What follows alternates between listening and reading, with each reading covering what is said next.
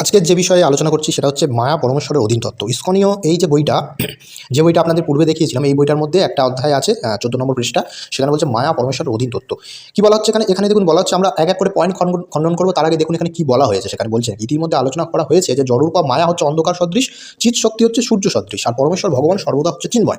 তাই শ্রীচৈতন্য চরিতামৃতে বলা হয়েছে, কৃষ্ণ সূর্য সম মায়া হয় অন্ধকার, যাহা কৃষ্ণ তাহা নয় মায়া অধিকার। শক্তি শক্তিমানের অধীন, সুতরাং মায়া শক্তিও যে সর্বশক্তিমান পরমেশ্বরের অধীন তত্ত্ব তার বলার অপেক্ষা রাখে না। বেদে বলা হয়েছে মায় সৃজতে বিশ্ব মেহতৎ, শ্বেতাসত্তর উপনিষদে একটা রেফারেন্স দিয়েছে। অর্থাৎ মায়া তথা প্রকৃতির অধিপতি পরমেশ্বর ভগবান এই সম্পূর্ণ জগৎ সৃষ্টি করছে। ঠিক যেমন সমস্ত অবতারের উৎস বলে শ্রীকৃষ্ণকে অবতারই বলা হয়, তেমনি মায়ার অধীশ্বর বলে ভগবানকেও এখানে মাই বলে সম্বোধন করা হচ্ছে।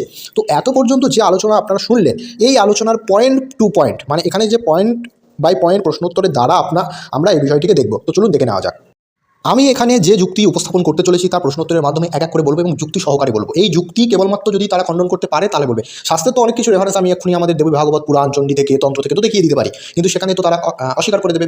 বেদ থেকে আমি দেখিয়ে দিতে পারি, তো অবশ্যই পরবর্তীতে দেখাবো। তো আমি তাদের এই যে পৃষ্ঠার যে কথাগুলো তারা বলেছে, এই প্রত্যেকটা কথাই ভুল, এবং সেই প্রত্যেকটা কথাকেই আমি প্রশ্নোত্তরের মাধ্যমে খণ্ডন করছি। দেখুন কীভাবে তারা বলছে কি মায়াকে অন্ধকার শক্তিকে সূর্য বলা হয়। এর কি তত্ত্বগত প্রমাণ আছে? উত্তর হচ্ছে না, এটি কেবল একটি উপমা, তত্ত্ব নয়। অন্ধকার কোনো স্বতন্ত্র শক্তি নয়, এটি আলোর অনুপস্থিতি, তাই হচ্ছে অন্ধকার। অতএব মায়াকে যদি অন্ধকার বলা হয় তবে তাকে আবার শক্তি বলা হচ্ছে আত্মবিরোধী। তাই উপমা দিয়ে ব্যাখ্যা করা যায়, কিন্তু উপমা দিয়ে অস্তিগত সত্য নির্ধারণ করা যায় না। দ্বিতীয় দিন তারা কি বলছে, যাহা কৃষ্ণ তাহা নয় মায়া অধিকার। এই বাক্য কি সর্বাংশে সত্য? এটি হচ্ছে শর্ত সাপেক্ষ সত্য, সর্বজনীন নয়। কিন্তু পরমেশ্বর সর্বপ্রথম মায়াতীত হলেও তিনি মায়ার অধিষ্ঠাতা ও নিয়ন্ত্রা, অর্থাৎ মায়ার মধ্যেই তিনি রয়েছে। নিয়ন্ত্রিত হওয়া মানেই কার্যগত সম্পর্ক থাকা, যার সঙ্গে কোনো সম্পর্কই নেই সে কিছু নিয়ন্ত্রিত হতে পারে না। তাই এখানে তাদের এই আর্গুমেন্টটাও পুরোপুরি ভুল। তো 3 নম্বর তারা কি বলছে, শক্তি কি কেবল শক্তিমানের অধীন আছে, নাকি উভয়ের মধ্যে পারস্পরিক সম্পর্ক আছে?